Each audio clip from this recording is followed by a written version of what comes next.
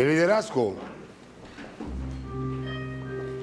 se ejecuta, se nace, se hace. Tiene que ver la materia económica para que se ejerza, porque en mi misma clase el liderazgo también ha perdido credibilidad. En la comunicación, el liderazgo, si no ha muerto, está agonizando. Esa fórmula de Freddy Verascoico, jamás. Ninguno de nosotros llenaremos ese hueco. Esa popularidad, ese arraigo de Rafaelito Corporán de los Santos, Dios o de quien gloria, muy difícil conseguirla. Y un sinnúmero de gente importante que manifestaban el criterio que con abrir la boca uno temblaba.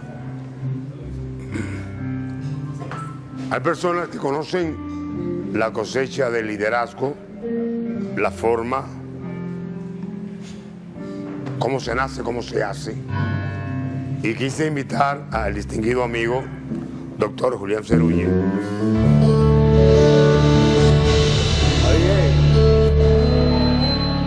Para que usted, doctor, no hable de una forma clara, ¿qué es ser líder? Si lo vemos desde el punto de vista político, es aquel que expresa lo que un pueblo siente y piensa. Y es aquel que motiva a hablarle a un pueblo conociendo sus interioridades.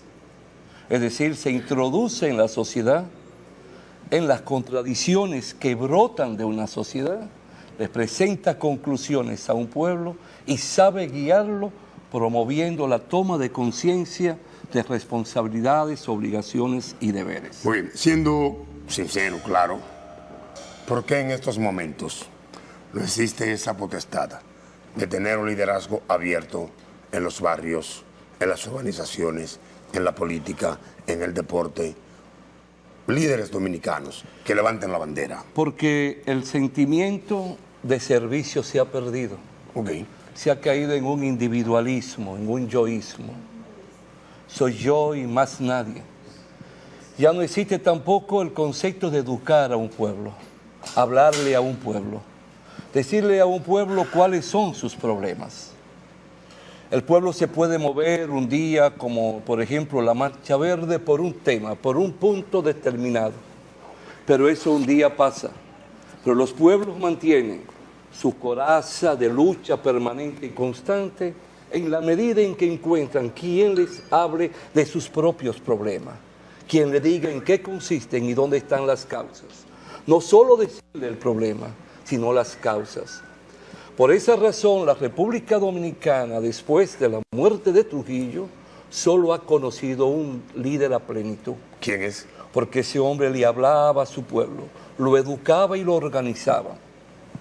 Lo llevaba a comprender lo que es la política como ciencia y como arte, y al mismo tiempo, por ejemplo, cuando un sector de los que buscaban la libertad política y no social atacaba el trujillismo, quería llevarse todo lo que participaba y no se daban cuenta que el pueblo lo que quería escuchar: quiero arroz, quiero habichuela, quiero respuestas a mis niños, quiero la educación de mis hijos, quiero que me enseñen a trabajar y quiero que me proporcionen trabajo.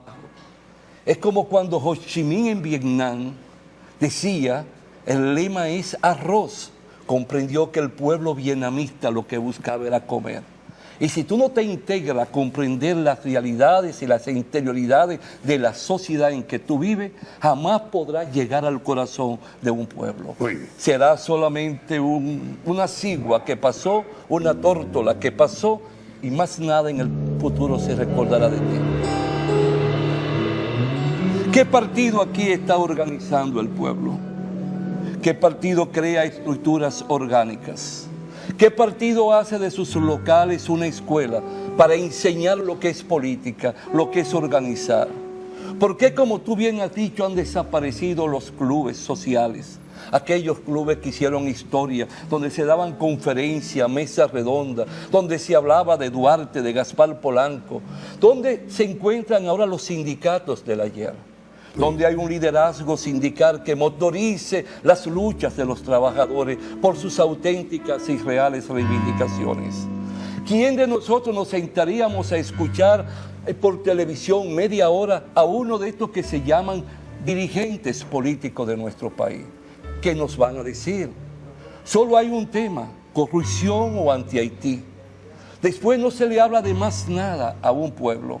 Y los pueblos quieren escuchar cómo yo puedo dar un salto y cómo deben enseñarme a unirme y abrazarme de los demás. Muy bien, ese pueblo que quiere escuchar, pero tiene una ausencia de palabras de liderazgo. Y en conclusión, el liderazgo puede cosecharse de una manera que quede sembrado en el corazón de un alumno, que tenga un maestro político y pueda heredarse ese liderazgo, o el liderazgo es a sí mismo, no tiene permanencia que te lo entregue a alguien. Puede haber, tú vas aprendiendo a ser un líder, sí, en la medida en que tú tengas un buen maestro. Okay. Tú vas aprendiendo a comportarte con un liderazgo ante tus estudiantes en la medida en que tú impartes tus clases, en la medida en que tú transmites tus ideas y en la medida en que tú integras a tus estudiantes. Si tú solo llegas allí a explicar una clase, hablar de un tema determinado, cual que sea la materia, y no le da participación a tus estudiantes, provoca el debate y el concepto del razonamiento, tus estudiantes no te van a ver como un líder ni un guía. Él quiere que tú lo motives. Eso mismo pasa con los empresarios. Santiago, por ejemplo, solo ha conocido después de la muerte de Trujillo un solo líder empresarial. Un solo líder. Después los otros no comprendieron lo que ese empresario hizo por Santiago y para lograr grandes instituciones para Santiago. Hay muchos líderes, doctor, que han fallecido y que sus secuelas, de una forma u otra, los protagonistas de continuar con la misma, la han matado también. ¿Cómo ese ente joven de estos momentos que lo está mirando a usted puede conseguir el parlamento de ese líder y puede vivir en vida esa realidad? No entendí la pregunta. ¿De qué manera una persona que no conoció a José Francisco Peña Gómez, a Balaguer, al profesor Juan Bosch, puede conseguir la materia interna de ese líder, de esos grandes hombres, y llevarla consigo y planificarla en su diario vivir? Primero tiene que preocuparse por conocer cómo viven sus vecinos, conocer la sociedad. Tiene que saber cómo viste, cómo trabaja, cómo come el que está a su lado. Si tú no aprendes a conocer a quien está cerca de ti y tú no aprendes a conocer lo que comparten el hogar contigo, mucho menos tú vas a poder conocer ni llegar más allá de esa frontera. Después hay otro aspecto: estudiar, leer. Tienes que educarte. Si quieres ser en la política, tienes que estudiar la historia política de tu pueblo. Primero la tuya y después conocer las reglas y los principios que norman la política como ciencia en el mundo. Tienes que saber por qué Hitler fue un líder. Tienes que saber por qué Franklin Delano Roosevelt fue un líder. Tienes que conocer por qué Lenin fue un líder. Y bajo las experiencias de esos liderazgos, que todo no es más que el resultado de cómo conocer las interioridades y el núcleo de la sociedad, es que pare ese liderazgo. Puede haber un liderazgo que sea como resultado del accionar de un asunto instantáneo, inmediato, como fue el de Camaño, que surge de la nada y se coloca en un sitial preponderante cuando asume la dirección de la Revolución de Abril. Y dirige entonces una lucha patriótica con carácter también de lucha de liberación nacional. Eso es el liderazgo. El liderazgo es yo darme a querer, es yo prepararme y ser humilde. El liderazgo es yo ser leal y respetar el otro, en cual que sea el orden, sea en un club, sea en un sindicato. Pero ¿qué pasaba? En el club empezaban a traicionar, en el sindicato empezaban a traicionar. Entonces ese liderazgo se esfuma y se pierde entonces la fe y la confianza de un pueblo a integrarse, como ha pasado con nuestro pueblo. ¿Quiénes se mueven en el mundo político? Por ejemplo, todas esas basuras que buscan como le otorguen una dádiva. Aquellos que solo se acuestan y piensan cómo van a acorralar a un presidente para que le dé un puesto de Estado, una posición cual que sea.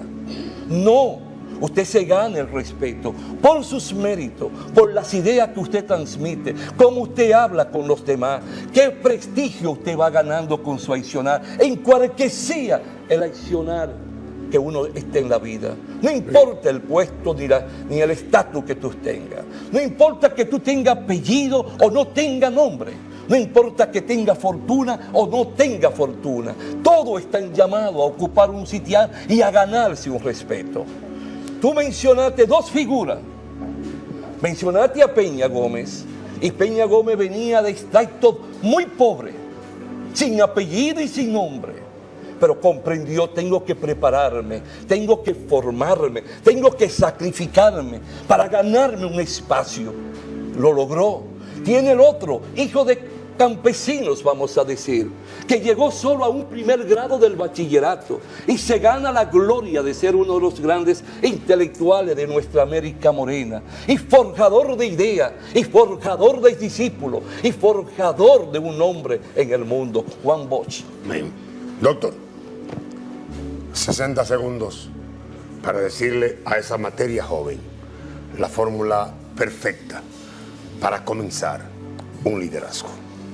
Solo tiene una fórmula: que aprenda a autoamarme y comprenda que si no aprende a estudiar, a leer y a cultivar tu intelecto y a tener un sueño y un ideal para el mañana, tú no serás nadie.